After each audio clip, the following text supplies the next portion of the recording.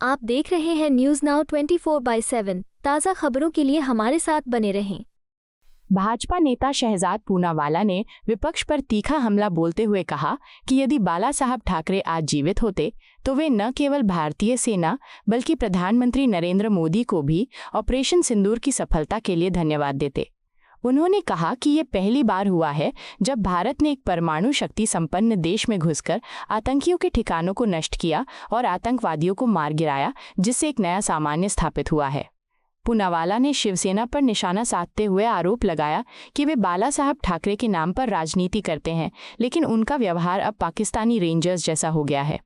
उन्होंने तंज कसते हुए कहा कि जो लोग इस कूटनीतिक और सैन्य कार्रवाई को टूर एंड ट्रैवल कहते हैं, वे वास्तव में पाकिस्तान के एजेंडे को मजबूत करते हैं। कांग्रेस अध्यक्ष मल्लिकार्जुन खड़गे के बयान पर प्रतिक्रिया देते हुए पूनावाला ने कहा कि बीते 11 साल खड़गे और जयराम रमेश जैसे नेताओं के लिए किसी बुरे सपने से कम नहीं रहे हैं। उन्होंने आरोप लगाया कि आतंकवाद, भ्रष्टाचार, वंशवाद और तुष्टीकरण की राजनीति करने वालों के लिए ये परिवर्तन काल असहज रहा है, जबकि देश ने इन वर्षों में एक नए भारत की परिकल्पना को साकार होते देखा है। बात करेगा, लेकिन शिवसेना यूबीटी की तरफ से ये कमेंट किया गया है, यहाँ पर बोला गया ये किस क्या है कि ये जो बारात जा रही है ये आखिर किन लोगों की है, और साथ में ये बोला जा रहा है अमित शाह के द्वारा कि ये बाला साहेब ठाकरे की पार्टी है और अगर आज बाला साहेब जिंदा होते तो उनको इस पे शर्म आती। देखिए, जिस प्रकार से ऑपरेशन सिंदूर हमारी सैन्य शक्ति ने किया, अगर आज बाला साहेब ठाकरे जी हमारे बीच में होते तो निश्चित रूप से सेना को न केवल वो धन्यवाद करते बल्कि नरेंद्र मोदी जी का भी अभिवादन करते, नरेंद्र मोदी जी को भी गले से लगाते, क्योंकि एक नया नॉर्मल स्थापित किया गया है। पहली बार न्यूक्लियर देश में घुसकर 9 आतंकी कैंप तबाह करना, 11 मिलिट्री बेस तबाह करना, 100 से ज़्यादा आतंकी मारना, तो मुझे लगता है कि ये तो न्यू नॉर्मल स्थापित किया और बाला साहब ठाकरे जी निश्चित रूप से इसको सही मायने में समझते कि कितनी बड़ी उपलब्धि है। परंतु आज बाला साहब ठाकरे जी के नाम पर राजनीति करने वाले उद्धव सेना की तरह कम और पाकिस्तानी सेना के रेंजर की तरह ज़्यादा बोलते हैं, और इसीलिए ऑपरेशन सिंदूर मिलिट्री स्ट्राइक के बाद जो डिप्लोमेटिक स्ट्राइक की जा रही है, पाकिस्तान को बेनकाब किया जा रहा है, तब वो उसको बारात बोलते हैं, टूर एंड ट्रैवल बोलते हैं। अब मैं पूछना चाहता हूँ कि क्या Priyanka Chaturvedi tour and travel पर गई है?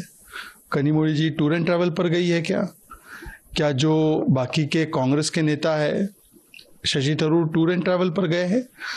देखिए, बाला साहेब ठाकरे जी की विचारधारा को उद्धव जी की पार्टी ने बहुत लंबे समय पहले त्याग दिया है।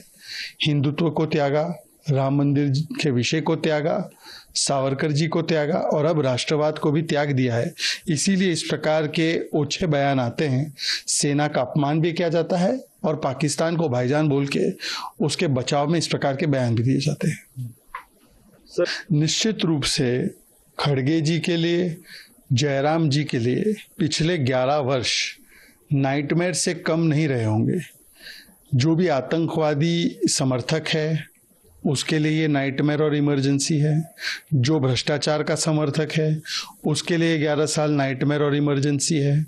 जो डायनेस्टी और अपीजमेंट का समर्थक है उसके लिए भी ये 11 साल जो है किसी इमरजेंसी या नाइटमेयर से कम नहीं है।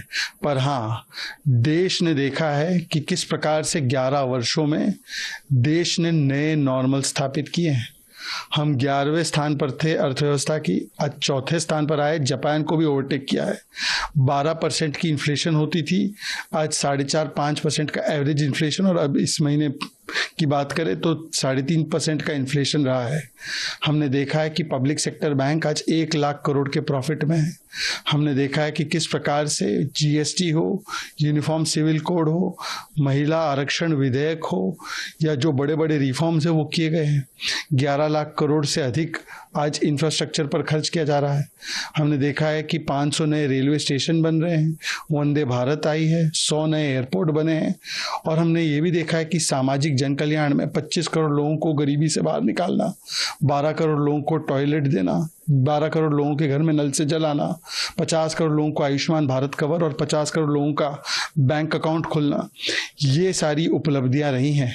तो 11 साल में देश तो बहुत आगे बढ़ा है, नए नॉर्मल की ओर बढ़ा है, पर कुछ लोगों का ओल्ड नॉर्मल यही है कि पाकिस्तान का गुणगान करो, भ्रष्टाचार के समर्थन में उतरो, प्रभु श्री राम के अस्तित्व को नकारो।